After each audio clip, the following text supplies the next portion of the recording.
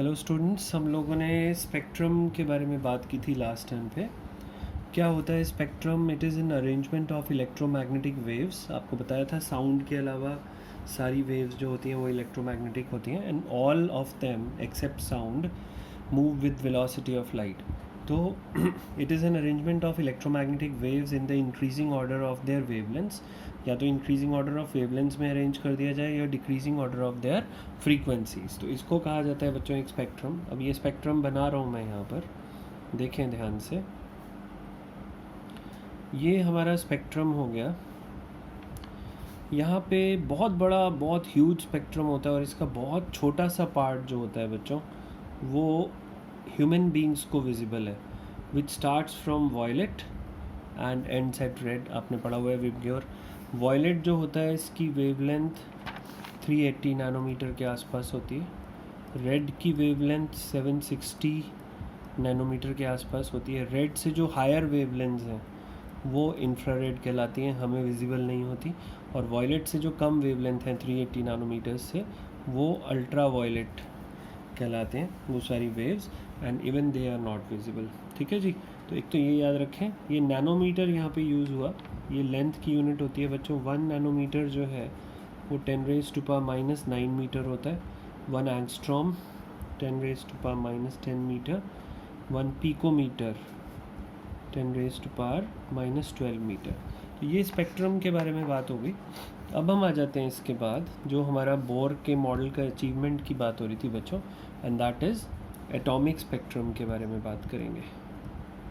Will talk about atomic spectrum.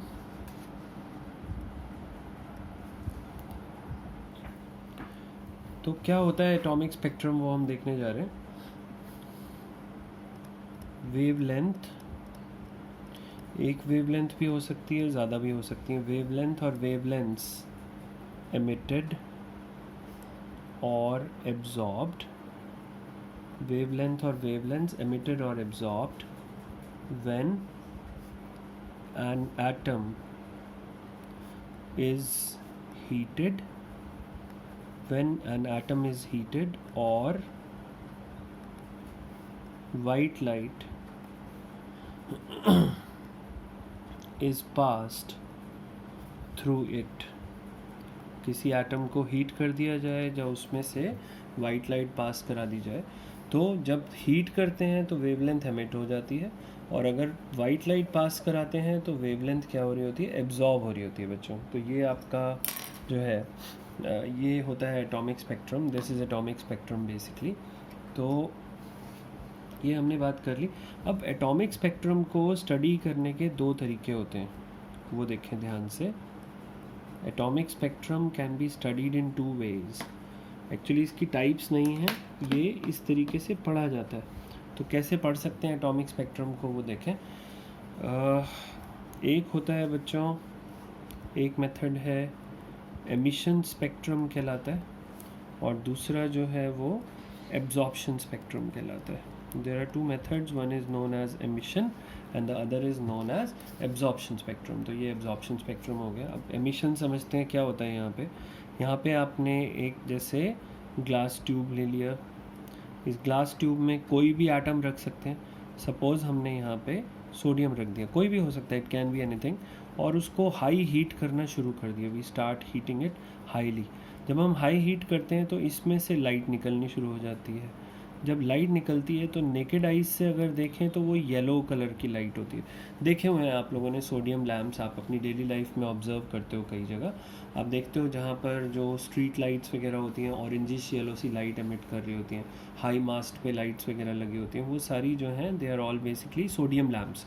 तो इसमें से येलो लाइट, नेकेड आइज से आपको येलो लाइट निकलती हुई दिखाई देने लग जाएगी। लेकिन अब साइंस वाले लोग तो क्यूरियस होते हैं, तो वो क्या करेंगे, हम यहाँ पे क्या करेंगे, हमने इसके आगे एक प्रिज्म लगा दिया। आपको मालूम है प्रिज्म की क्या प्रॉपर्टी होती है, कि ये इसमें से कोई भी चीज़ अगर पास होगी, कोई भी लाइट अगर पास होगी और उसमें एक से ज़्यादा वेवलेंथ्स हैं, तो ये उन सारी वेवलेंथ्स को स्प्लिट कर देता है, अलग अलग कर देता है। तो यहाँ पे एक स्क्रीन लगा दिया गया स्टडी करने के लिए। इस स्क्रीन पे क्या देखा, 2 बैंड्स ऐसे येलो कलर के जाते हुए दिखाई दे, और ये दिखाई दिए, और यहाँ पे 2 येलो डॉट्स बन गए स्क्रीन पे। एक येलो डॉट बना 589 नैनोमीटर पर और एक बना 589.6 नैनोमीटर पर। इसका मतलब सोडियम का जो स्पेक्ट्रम है उसमें 2 वेवलेंथ्स हैं, one is 589 and the other is 589.6। तो ये जब आपने हीट करा तो इसमें से लाइट एमिट होनी शुरू हो गई, इसलिए इसको एमिशन स्पेक्ट्रम कहा गया। अब एब्जॉर्प्शन पे आते हैं। अब क्या किया बच्चों, देखें, अब फिर से हमने एक ग्लास ट्यूब ली। अब कि उसको हीट नहीं किया, उसमें सोडियम रखा और हीट नहीं किया, एक बहुत strong intense white light pass करा दी इसमें से। वाइट लाइट की एक बीम पास कराई इसमें से। वाइट लाइट की बीम जब इसमें से बाहर निकल के आई तो उसको प्रिज्म पे ले लिया। ठीक है, अब प्रिज्म पे लिया तो ये स्क्रीन है, यहाँ पे आपका पूरा पैटर्न बन गया, जो कौन सा बनता है वाइट लाइट को अगर प्रिज्म में से पास करते हैं, VIBGYOR.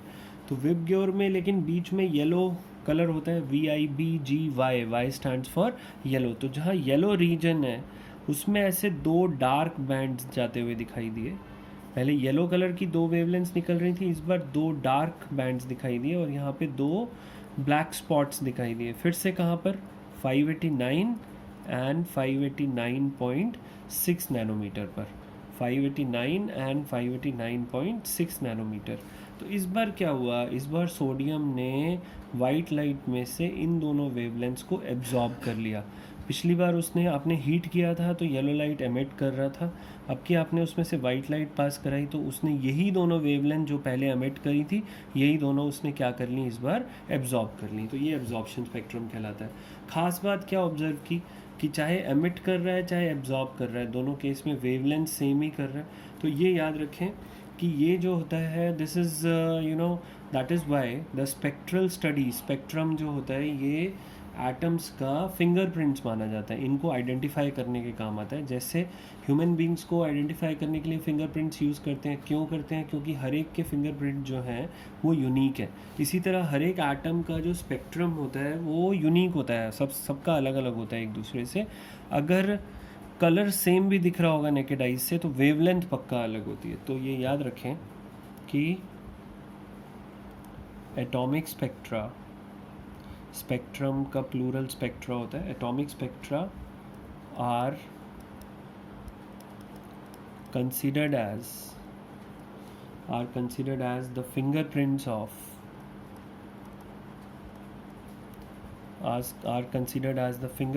of atoms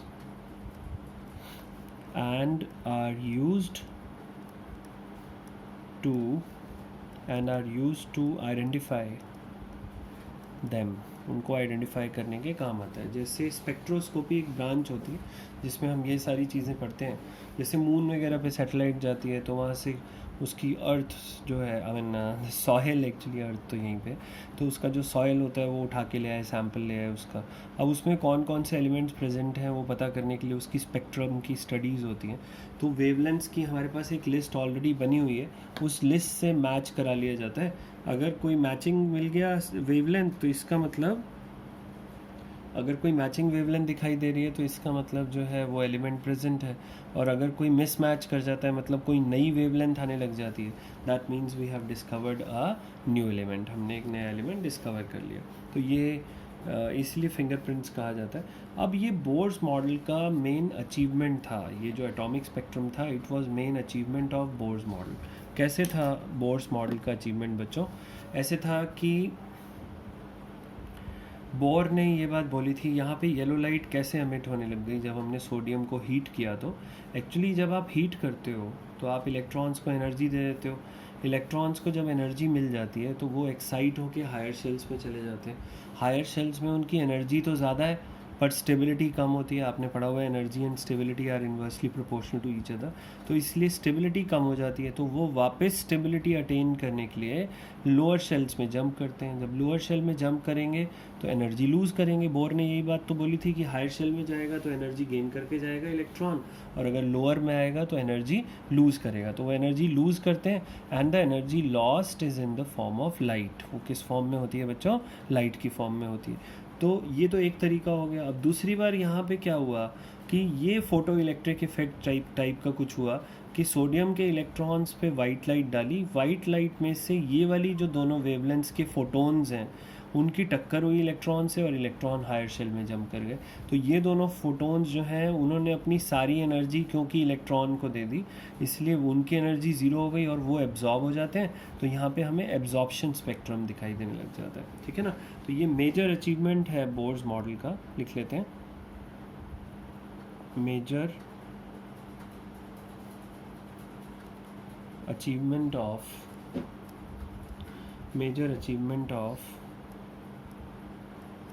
Bohr's model is that it could explain, ये क्या एक्सप्लेन कर पाया, atomic spectrum. It could explain atomic spectrum, ये एटॉमिक स्पेक्ट्रम को एक्सप्लेन कर पाया। तो ये बोर्स मॉडल का अचीवमेंट हो गया। अब इसके बाद ये जो वेवलेंथ्स आई इनको कैलकुलेट करने के लिए एक फार्मूला भी होता है, तो वो फार्मूला स्टडी करने जा रहे हैं। That formula is known as Rydberg's equation. इसको हम रिडबर्ग्स इक्वेशन कहते हैं। क्या होती है Rydberg's equation? Nu bar, nu frequency होती है, न्यू के ऊपर बार लगा दिया जाए तो इसको वेव नंबर कहते हैं। न्यू बार इज़ 1/λ, ये रेसिप्रोकल ऑफ वेवलेंथ होता है, equal to R Z square 1/n1 square minus 1/n2 square. तो ये फॉर्मूला होता है बच्चों। This is how we calculate the wavelength और wave number of an electron. तो ये ऐसे कैलकुलेट किया जाता है। अब क्या क्या चीज़ क्या क्या है वो नेक्स्ट पेज पे लिखते हैं ज़रा। तो यहाँ पे याद रखें कि न्यू बार जो है दैट इज़ वेव नंबर कहलाता है। लैम्डा आपको मालूम ही है वेवलेंथ कहलाती है। आर जो होता है बच्चों ये होता है रिडबर्ग्स कांस्टेंट, और रिडबर्ग्स कांस्टेंट की वैल्यू होती है 109678 सेंटीमीटर इनवर्स। यूनिट्स याद रखें, सेंटीमीटर इनवर्स। तो ये होती है वेवलेंथ इसकी यूनिट, और ये वैल्यू होती है। ये वैल्यू याद करने का तरीका बहुत आसान है। 678 लिखो, फिर आगे उल्टा करके 910 लिख दो। तो ऑर्डर में पहले 678 और आगे क्या लिख देना 910, तो आपको ये याद हो जाएगी रिडबर्ग्स कांस्टेंट की वैल्यू। बुक्स में कई जगह 109677 दी होती है, कुछ जगह 1.1 × 10⁵ दी होती है। तो वो अप्रॉक्सीमेटली हैं, तो वो आप याद कर लोगे। आप जो भी याद करोगे ये याद करना ईजियर है, तो इससे आपके न्यूमेरिकल सॉल्व हो जाएंगे। और ये याद रखें यहाँ पे N1 जो है वो लोअर शेल है और N2 जो है वो हायर शेल है। N1 is the lower shell, N2 is the higher shell. तो मतलब अगर इनिशियल फाइनल नहीं लिखा मैंने, लोअर हायर लिखा है, मतलब एक इलेक्ट्रॉन सेकंड से फोर्थ शेल में जंप करेगा तो N1 की वैल्यू 2 होगी और N2 की वैल्यू 4 होगी। और अगर फोर्थ से सेकंड में जंप करेगा तो भी N1 की वैल्यू 2 होगी और N2 की वैल्यू 4 होगी। तो फिर दोनों में इसका मतलब वेवलेंथ की वैल्यू तो सेम आएगी फॉर्मूला से। फ़र्क क्या होता है, सेकंड से फोर्थ जाएगा तो ये एब्जॉर्प्शन स्पेक्ट्रम है, वेवलेंथ एब्जॉर्ब करेगा, और अगर फोर्थ से सेकंड में आएगा तो वेवलेंथ एमिट करेगा, तो ये एमिशन स्पेक्ट्रम हो गया आपका। तो ये आपका हो गई रिडबर्ग्स इक्वेशन। इसके बाद बच्चों हम आ जाते हैं to a very important spectrum and that is hydrogen spectrum. Hydrogen spectrum में 5 सीरीज़ नोन है। वो सीरीज़ का एक टेबल मैं बनाने जा रहा हूँ यहाँ पे। वो टेबल आपको पता होना चाहिए, याद होना चाहिए, एग्ज़ाम में आते हैं क्वेश्चन इस पे। सीरीज़ N1 की वैल्यू, N2 की वैल्यू और कौन से रीजन में लाई करेगी ये सीरीज़, ये लिखने जा रहे हैं। तो पहले लिख लेते हैं फिर समझेंगे इसकी सिग्निफिकेंस। जैसे सबसे पहली होती है लाइमन, सेकंड है बामर, BALMER बामर, third is पाश्चन, fourth is bracket and fifth is P लिखा होता है लेकिन साइलेंट होता है, फुन सीरीज़ कहते हैं इसको। तो ये 5 सीरीज़ नोन है बच्चों, these are the 5 series known to us. इसमें लाइमन में N की वैल्यू 1, N2 की value 2, 3, 4 and so on. Balmer में N1 की वैल्यू 2, 3, 4, 5 एंड सो ऑन। ये N2 की वैल्यू हो गई 3, 4, 5, 6 and so on, 4, 5, 6, 7 and so on, 5, 6, 7, 8 and so on. तो ये वैल्यूज़ होती है।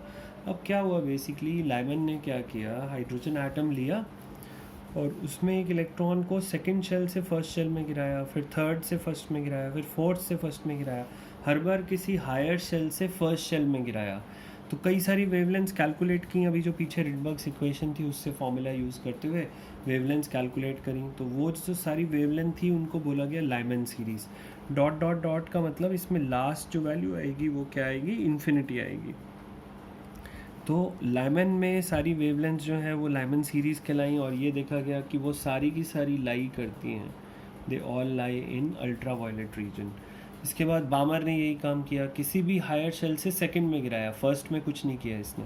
तो ये इसने क्या देखा कि जितनी भी वेवलेंथ्स आएंगी वो सारी विजिबल रीजन में लाई कर रही थी, they were lying in visible region. Paschen की ऐसे ही उसने काम किया, इंफ्रारेड, ये भी इंफ्रारेड में, ये भी इंफ्रारेड में। एक हम्फ्री सीरीज़ भी कई बुक्स में लिखी होती है, ऑल्दो सिलेबस में नहीं है, ना तो सीबीएसई में ना एंट्रेंस में, बट होती इसी के आगे ही है, 7, 8, 9 एंड सो ऑन। और इसके लिए बोल देते हैं it is in far infrared, ये फार इंफ्रारेड में होती है। तो ये है सारी हाइड्रोजन स्पेक्ट्रम के बारे में बात हुई। अब ये जो 5 सीरीज़ हैं इनको याद करने का तरीका होता है बच्चों, LBP ये अगर याद कर लिया तो सीरीज़ याद हो जाएंगी, बाकी सारी चीज़ें तो आसान है। लाइमन, बामर, पास्चन, ब्रैकेट, पी फुन, मतलब फुन सीरीज़ होती है, पी तो साइलेंट है, तो ऐसे करके याद कर लेंगे LBP। अब क्वेश्चन कैसा आता है एग्ज़ाम में वो देखो, what type of questions are asked. आपको कहेगा find the first and last को कई बार लिमिटिंग भी कहता है, याद रखें। Find the first and last और limiting wavelength of Lyman series for hydrogen atom. Hydrogen atom की लाइमन सीरीज़ में फर्स्ट और लास्ट वेवलेंथ आपको निकालनी है। अब देखिए फॉर्मूला जो आपका लगेगा, वेवलेंथ निकालनी है 1/λ is equal to r z² 1/n1² minus 1/n2²। ये तो फॉर्मूला लगेगा। r की वैल्यू याद ही है 109,678 सेंटीमीटर इनवर्स। z हो गया 1, क्योंकि हाइड्रोजन है तो हाइड्रोजन का z मतलब एटॉमिक नंबर होता है, तो z इज़ 1।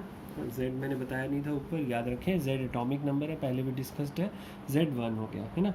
अब फर्स्ट वेवलेंथ जो आप निकालते हैं बच्चों वो हो जाएगी 1/λ, फॉर्मूला लगाएंगे, या सीधे n1 n2 की वैल्यू करते हैं। तो n1 क्योंकि लाइमन सीरीज़ है 1 और n2 की वैल्यू फर्स्ट वेवलेंथ यहाँ से मिलेगी, सेकंड से जब फर्स्ट में जंप करेगा, तो n1 की वैल्यू 1 और n2 की वैल्यू 2 पुट करके ये फॉर्मूला यूज़ करके वेवलेंथ निकाल लेंगे।